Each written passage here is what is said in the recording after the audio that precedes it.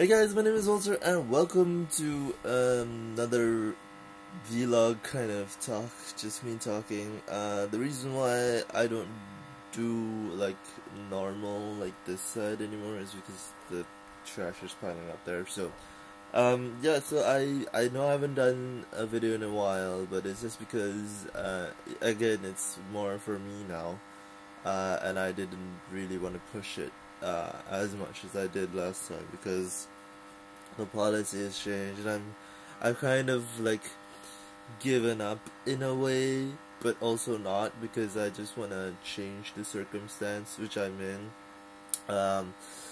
And yeah, guys, if you don't know already, I have graduated, but now just looking for a real-time job, so just really just grinding and looking for jobs. So yeah, in the meantime, I get to watch Food Wars season 4. And yeah, I'm gonna be reviewing episode 1 and 2 together because I have watched them both, and I'm gonna put the links in the description below. So yeah, for me, I think it is a really great show. Food Wars is my obsession, really, because I didn't know I was gonna be hooked on it. The first time I watched it, I was like, yeah, what is this? Like I saw it on Netflix and I was like, well, I got time. I'll give it a try. So I gave it a try, and from then on, I got hooked. Like, I didn't really have even good reactions at the time. I think, because I haven't done reactions in a while, and I have been doing too many of them until, like, I don't think, like, I had any feeling of, like, a reaction. But yeah, I watched it and I was like, oh, this is so good to binge because it's such a great show, where Yukihiro Soma is the underdog, and I love underdog characters. It's one of my biases because I feel like I'm that kind of character. But the one character that really pulled me in is Megumi, because she is one of those characters where I really related to, especially at a point in my life, like I was failing, I wasn't doing really well, until like I watched the show and and they told me like it's okay to fail, but it's even better if you learn from that failure, if you push through that failure and come out on top. So that really gave me so much motivation, so much drive again. So I really have to thank the show, thank the authors. I have read the manga. The manga is pretty good. I mean, the only issue I have is the whole ending and the blue arc. I mean, they didn't really expand on that. They just kind of did a rush job, so I don't know. I heard like the author was going through like a lot of shit with the publishers and all that, so the companies, studios, whatever. So I don't really blame the author per se, but I also kind of blame us, the fans, because it has, like they said, the manga sales were going down, and I'm not the same because I read the manga on Manga Rock. So I mean, it's one of those things where I think like there should be avenues where people can read it for free and still pay ad revenue to the authors. So I don't know, like YouTube is a good example, but also YouTube fucks over their small creators. So I don't know what to think.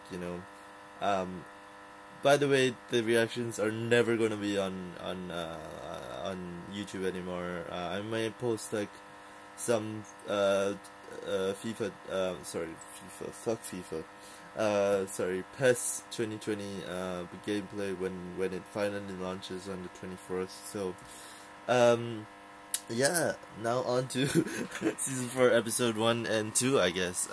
Yeah, so for me, episode 1 was so much like a clean, like it was really fast paced, because I think like they wanna just throw us in, and I do appreciate that. At the same time, I kind of wish they didn't do that, but I know they're kind of crunched on time as well. But it is 22 minutes, so they didn't jib us at all. It's just that they know how to keep us wanting more, because especially in the episode 2 where they're like, where Kuga is like, you can't end it without me, and then they end it, because I fully expected that. I was like, yeah, they're gonna go for the joke that Kuga is not gonna present his dish, because in manga they present on all 3 dishes together. So episode 1 I really appreciated for the whole like battle sequence between Yukihira and Magishima, the former third seed, and that really showed us how Yukihira's thought process goes through, and he may be like really unaware of how he affects people, but he does. And the main example is Mimasaka Subaru, because Mimasaka, he thought like, oh, this is just nothing, I can just copy people, and it doesn't matter like if their dish is even good, because I can just copy it straight away and just add something really really good that just surpasses their dishes, so it's just one step above of them. But Yukihira said no, it's not just about that. Sure, you can copy people, but and I admire that you can copy the skill set to make this kind of dish, but at the end of the day, you're also a chef, and you have to respect that a lot of work and time and effort went into making this dish, that you still can copy it, but you also need to realize that you're copying something that has been strenuously experimented on, and like he said that you don't need to leave, because like that wasn't the conditions of the battle at all, but you just need to realize that professional chefs hate to lose. We hate to lose, and I'm kind of like that as well as a person. Like, I hate to lose, but I don't show it too much.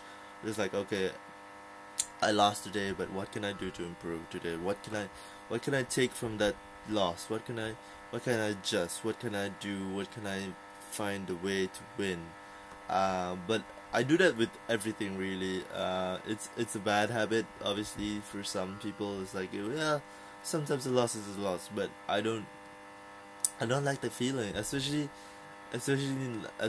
since like I lost with love. So it's like kind of like, what can I take out of it that's gonna be me? What's gonna be the best twist that I can do? So it's a really great message from the show. And another thing is, I don't like Westerners who say, oh, if you watch like Japanese animations, you're gonna be a weeb because you're gonna speak like anime Japanese. I don't really care. Japanese is Japanese. It's like saying if I watched SpongeBob and I spoke the English from SpongeBob, I would be speaking animation English, which is really what they're saying, because it's a shitty thing to say, because effectively you do have that kind of platform to learn a language. For example, I learned some Spanish from Dora the Explorer. I'm not ashamed to say that, because I did watch some Dora the Explorer when I was a young kid. So I was like, yeah, this is something new that the generation can get behind and can really do something about it. Because like, if you want to learn a new language, what do you look for? You look for someone who knows the language, right? Someone who has spent their whole lives speaking it, spend years learning the language. But effectively, you're not going to be able to find that person unless you travel, unless you moved from place to place. But in this case, you have these platforms, you have these like shows, TV shows, movies, animation, whatever. You can learn a new language. You can learn something from it. You can learn new stuff. Like that's what I come out of thinking, because I love languages. I want to learn them. It's just that, do I even have the time? Will it be interesting enough for me to learn it? And just so happens, anime is a good platform to learn Japanese. So I don't get why a lot of Americans are like, oh man, if you watch anime, and speak the language from there, it's just you're gonna be weeb. And I'm like, yeah, but if me, a third world person, has grown up watching SpongeBob, Ben 10, Samurai Jack, Foster's Home for the Imaginary Friends, Ed, Ed and Eddie, and I learned the language and I improved on the language that I learned from the show with my parents, with my friends at school. Isn't that such a great way to learn? Because you are now getting two-way street, and sometimes parents don't have time for their kids, so it's just another avenue for you to look to. You don't need to go to tuition centers. If you want to go to tuition centers, that's kind of like a third-party thing. You can, but the problem is, are you good enough? Are you willing enough to let your kids learn through media? I remember my first real memory is learning from Barney. I love you, you love me. That is my first English lesson. And then Sesame Street, and then moving forward. You know what I'm saying? So that's what I get out of, and it's more of like me learning Japanese at this moment. So, but yeah, I don't have too much to say about episode 1 and 2 because it speaks for itself. Like, episode 1, it was really good to see the battle again from Yukihiro-sama and Megashima. I really enjoyed the battle, and it really showed me how much Yukihiro wanted to push for a free world of food, because like he said, he wanted to explore a lot of other cooks' specialities, because like food is very flexible, right? Like you have like eggs and bacon, you have like sandwiches, you have like pork, beef, lamb, you have so many things that would encourage you to find a new twist to it or a new arrangement to it, and that was really why he joined the battle, because it's like, yeah, okay, I understand where you're coming from, and I think you really showed that drive, you really showed that passion to me. I am willing to put my life as a chef for you as well. So that's kind of the unawareness that Yukihiro does as well. Like he's pulling people in. Like the manga said, he's like a storm, and like he's a vortex, and he's pulling people in. So, I guess I more appreciated episode 2 for its like kind of slow down pace, but also it was pretty speedy still, and definitely they did change up the animation. I really enjoyed that. And then we saw the Kuga, we saw the Kuga and Suka-san rivalry, but the only thing I didn't like about it is that they didn't really show him shaking the fan that much. I know it's supposed to be a subtle shake, but they could have done so much better with that. Maybe put the lines as well. I don't know. I'm not an animator, so I wouldn't know how much would that cost as well. So I don't really know. But man, Megumi is still my babe, man. Megumi, still my waifu, still my love. I love Megumi, man. I love Megumi. She's so cute. She's such a wonderful character, and I'm not ready for the episode, man. I'm not ready for something that would happen in the future. I'm not gonna spoil it for the non-manga readers, and the manga readers will know what I'm talking about. But man, I hope they do it fucking fantastically, man. Yeah, my only wish for Food Wars is that they cut out the whole finding the noir part. The whole like side story that happened in the manga. I feel like that should be an OVA. Even though it is still interesting, I feel like that should be an OVA, because it should be two stark contrasts. One is the final bout, and then move on to the blue arc. How he got to the blue arc, maybe you can do something like the season 3 pilot, where it's kind of just flashing back to the OVA, when he got the blue invitation. So that's such an important thing for me, because I really want to see how they do the blue arc, and the manga didn't really do it well, if I'm being honest. If the ending especially, because usually they would explain how a certain person won, or how Yukihiro won, how Minasaka won, how Hayama won, but I don't know. Sometimes they do. Okay, I will admit, sometimes they do, sometimes they don't really. But I don't know. It feels a letdown for me, because like I invested so much love for the show and for the manga, and it's just ended like that. I was like, yeah, but you didn't really need to end it like that. I hope they do the other side stories as well, like the dessert, the final side story as well, because I really want to see that done well. They didn't do that well as well, so I don't know. I'm really excited for episode 3.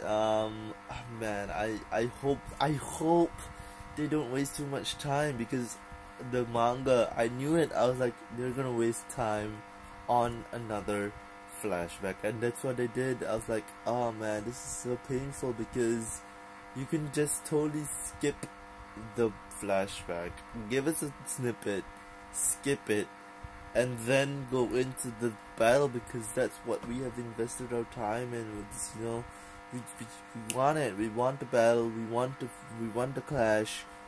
I want to know what he cooked. I want to know what she cooked. That's it. You know what I'm saying? I know what he cooked, but I don't know what she cooked. You know what I'm saying? So, anyway, yeah. Episode 1, Rindo was more big. Episode 2, Megumi, man. I can't say no to Megumi. Or Yoshino, in fact, because Yoshino is pretty cute in this episode. In episode 2, episode 1, both of them, Rindo and Megumi, was pretty big.